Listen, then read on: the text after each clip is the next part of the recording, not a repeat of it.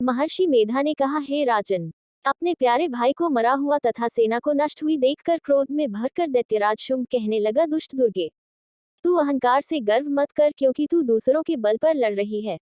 देवी ने कहा, हे दुष्ट, देख मैं तो अकेली ही हूँ। इस संसार में मेरे सिवा दूसरा कौन है? ये सब मेरी शक्तियां हैं। देख, ये सब की सब मुझ में प्रविष्ट हो रही हैं। इसके पश्चात ब्राह्मणी आदि सब देवियां उस देवी के शरीर में लीन हो गई और देवी अकेली रह गई। तब देवी ने कहा, मैं अपनी ऐश्वर्य शक्ति से अनेक रूपों में यहाँ उपस्थित हुई थी। उन सब रूपों को मैंने समेट लिया है, अब अकेली ही यहाँ खड़ी हूँ, तुम भी यही ठहरो। महर्षि मेधा ने कहा, तब देवताओं तथा राक्षसों के देखते देखते देवी तथा शुंभ में भयंकर युद्ध होने लगा। अंबिका देवी ने सैकड़ों अस्त्र शस्त्र छोड़े, उधर दैत्यराज ने भी भयंकर अस्त्रों का प्रहार आरंभ कर दिया। देवी के छोड़े हुए सैकड़ों अस्त्रों को दैत्य ने अपने अस्त्रों द्वारा काट डाला। इसी प्रकार शुंभ ने जो अस्त्र छोड़े उनको देवी ने अपनी भयंकर हुंकार के द्वारा ही काट डाला। दैत्य ने जब सैकड़ों बाण छोड़कर देवी को ढक दिया तो क्रोध में भरकर देवी ने अपने बाणों से उसका धनुष नष्ट कर डाला।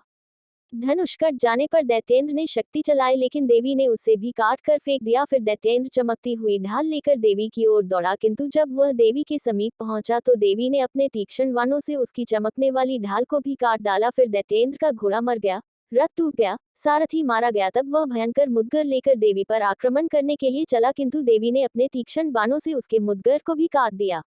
इस पर दैत्य ने क्रोध में भरकर देवी की छाती में बड़े जोर से एक मुक्का मारा। दैत्य ने जब देवी को मुक्का मारा तो देवी ने भी उसकी छाती में जोर से एक थप्पड़ मारा। थप्पड़ खाकर पहले तो दैत्य पृथ्वी पर गिर पड़ा, किंतु तुरंत ही वह उठ खड़ा हुआ। फिर वह देवी को पकड़कर आकाश की ओर उछला और वहां जाकर दोनों में युद्ध होने लगा। वह युद्ध ऋषियों और देवताओं को आश्चर्य में डालने वाला था। देवी आकाश में दैत्य के साथ बहुत देर तक युद्ध करती रही। फिर देवी ने उसे आकाश में घुमाकर पृथ्वी पर गिरा दिया। दुष्टात्मा दैत्य पुनः उठकर देवी को मारने के लिए दौड़ा। तब उसको अपनी ओर आता हुआ देखकर देवी ने उसकी छाती विदीर्ण करके उसको पृथ्वी पर पटक दिया। देवी के त्रिशूल से घायल होने पर उस दैत्य के प्राण पखेरु उड़ गए और उसके मरने पर समुद्र, द्वीप, पर्वत और पृथ्वी सब कांपने लग गए। तदनंतर उस दुष्टात्मा के मरने से संपूर्ण जगत प्रसन्न व स्वस्थ हो गया तथा आकाश निर्मल हो गया।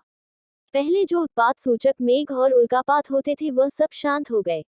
उसके मारे जाने पर नदियां अपने ठीक मार्ग से बहने लगी। संपूर्ण देवताओं का हृदय हर्ष से भर गया और गंधर्वियां सुंदर गान गाने लगी। गंधर्व बाजे बजाने लगे और अप्सराएं नाचने लगी। पवित्र वायु बहने लगी। सूर्य की कांति स्वच्छ हो गई। यज्ञशालाओं की बुझी हुई अग्नि अपने आप प्रज्वलित हो उठी तथा चारों दिशाओं में शांति फैल गई।